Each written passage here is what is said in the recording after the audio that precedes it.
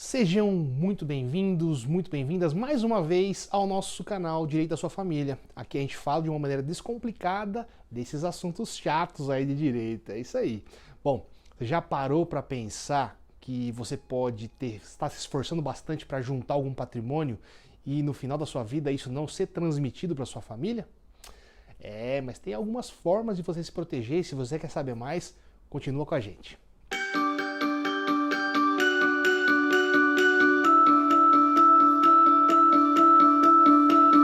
Bora lá, é o seguinte, o que nós vamos falar aqui é de planejamento patrimonial sucessório, planejamento das sucessões, planejar o que vai ficar para os seus entes queridos, para os seus filhos, para os seus familiares. Bom, é inegável e legítimo que a gente consiga, ao longo da vida, juntar algum patrimônio para entregar para os nossos uma coisa mais palpável, melhor, uma vida melhor do que aquela que nós tivemos. Um dos objetivos dos pais, das mães, é garantir que a sua família tenha uma qualidade de vida maior e melhor. E isso é através dessa acumulação de patrimônio, que é algo natural na vida de um ser humano. Muita gente almeja e é legítimo. Ter uma boa vida, ter uma vida confortável, é algo que o ser humano tem que buscar, além de outras coisas. Muita gente fala que caixão não tem gaveta, e é verdade, não tem mesmo, a gente não vai levar nada daqui, mas não é por causa disso que a gente vai abandonar essa visão que nós temos de entregar para os nossos filhos algo melhor do que os nossos pais nos entregaram. Então, é baseado nisso. Mas, bom, o que acontece é que no Brasil, como em todos os lugares do mundo, morrer é muito caro. E falar de morte é um tabu, não é? Então, só que de repente você esteja aí pensando nisso. A gente que tem filhos, eu tenho 3 filhos, eu quero é que eles tenham condições de ter uma vida melhor que a minha. A minha vida não foi a vida mais difícil, mas também está longe de ter sido a vida mais fácil. Eu fui uma pessoa que tive que estudar em escola pública, que, enfim, não tinha todos os recursos que hoje eu posso dar para os meus filhos. E eu quero que eles tenham condições, sim, de quando eu não estiver mais aqui, que esse patrimônio seja aproveitado em prol deles. Não é isso? Só que tem um probleminha nesse meio tempo. Entre a morte do cidadão e a transmissão do patrimônio, tem um ente no meio aqui, que é o inventário, que é o Estado, o imposto. Uma série de coisas que corrói o seu esforço.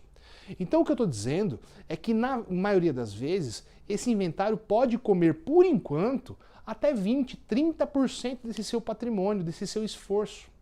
E isso é contra isso que a gente luta. A gente que atua em direito de família, em planejamento sucessório, a gente tem a intenção de fazer com que as famílias fiquem cada vez mais prósperas. E como a gente faz isso? Criando um mecanismo de transmissão para que quando aconteça o falecimento, esse patrimônio seja distribuído de maneira a respeitar a vontade dos autores da herança, do pai, da mãe, do patriarca, da matriarca, enfim, daquelas pessoas que geraram a riqueza, respeitar o interesse deles, respeitar os direitos de cada filho, para que os filhos também não sejam passados para trás, e garantir a solução e o menor impacto econômico nesta transmissão, para que haja a menor perda possível. Então é possível que você se estruture através de uma holding patrimonial familiar. Se você tem um imóvel, 2 imóveis, já é vantagem que você faça isso, tá bom? Porque é uma forma de garantir a transmissão de uma maneira bem simples e eu vou explicar para você, em linhas gerais, como isso acontece. Tem muitas pessoas aí na internet falando a respeito e é muito bacana. Isso é o amadurecimento das famílias. Porque no Brasil, diferentemente de outros países, a riqueza começou a ser acumulada pela classe média, vamos dizer assim, há pouco tempo. Os planos econômicos, a instabilidade econômica que nós sempre vivemos, o fato do Brasil ser ainda um país jovem em relação a outras nações, o fato do Brasil ser um país subdesenvolvido, que colabora também por conta dessa instabilidade, o fato, de repente, da forma da nossa colonização, nós somos colônia de exploração, diferentemente dos Estados Unidos, por exemplo, que ali eles encararam os colonizadores como sendo uma nova Inglaterra, uma nova área para eles poderem viver de fato com a liberdade, enfim. Sem entrar na parte política, sem entrar na parte de críticas, o que eu quero dizer é que no Brasil isso é muito recente. Né?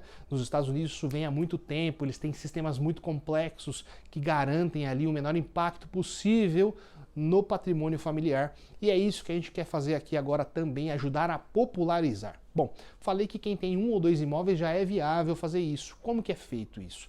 Através da criação de uma holding, que é uma empresa, uma pessoa jurídica que nada faz, mas que recebe esse patrimônio dos autores da herança. E qual que é a vantagem? Vamos considerar, no Brasil, nós temos o testamento como sendo ali uma manifestação da vontade, né, que é feito ou em cartório ou de maneira particular, com um advogado, enfim. Existe também a maneira de você fazer a doação com reserva de usufruto, mas esses sistemas eles têm falhas. O testamento, ele atrasa o inventário, ele não impede a necessidade do inventário e ainda assim é possível ser questionado judicialmente.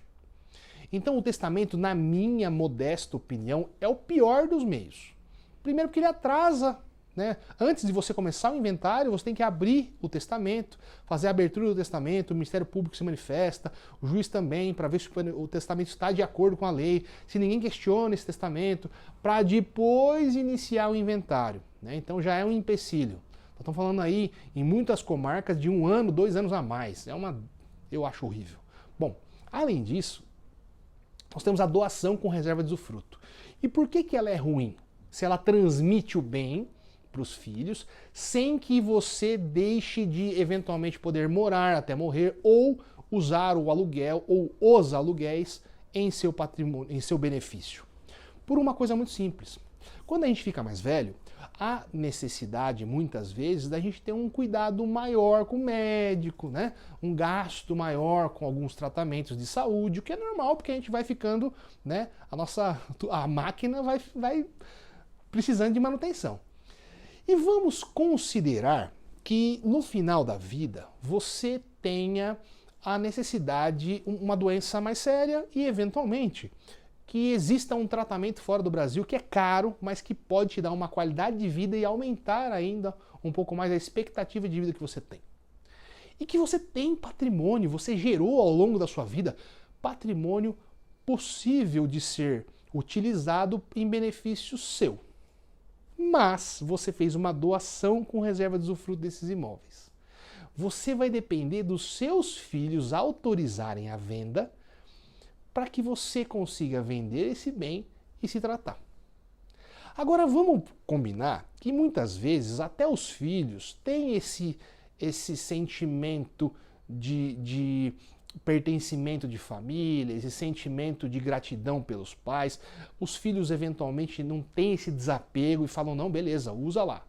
Mas às vezes os filhos, as filhas vão estar casados com outras pessoas que tá dormindo ali com ele e que pode chegar no ouvidinho dele e falar assim, olha, mas seu pai e sua mãe estão no final da vida, esse dinheiro vai fazer falta pra gente. Você já imaginou ter que depender de alguém que talvez você nem, como direi, você nem tem um relacionamento tão próximo assim para você poder se cuidar? No caso da holding não acontece isso.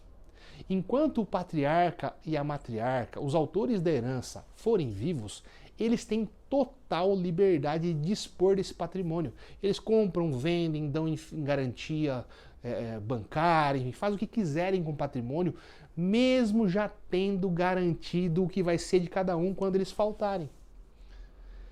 Não tem essa questão que você vai depender de alguém para executar, usar o dinheiro que você trabalhou para ganhar. Olha que maravilhoso isso.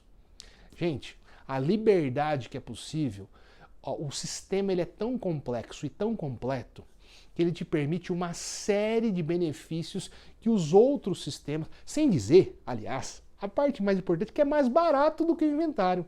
Então vai garantir a transmissão mais completa do patrimônio, vai garantir a menor intervenção do Estado, vai garantir a liberdade de você poder escolher o que fazer até o último dia da sua vida.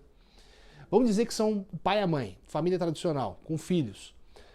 De repente o pai faleceu, a mãe assume sozinha todos os direitos que o pai teria na administração daquela holding e é ela que vai mandar em tudo. Só quando a mãe falecer, ou se ela assim quiser antes mesmo, é que os filhos terão direito. Gente, é uma situação muito mais confortável, tá bom? E não tem o que fazer, os filhos não conseguem judicialmente brigar com aquilo que está determinado dentro desse sistema.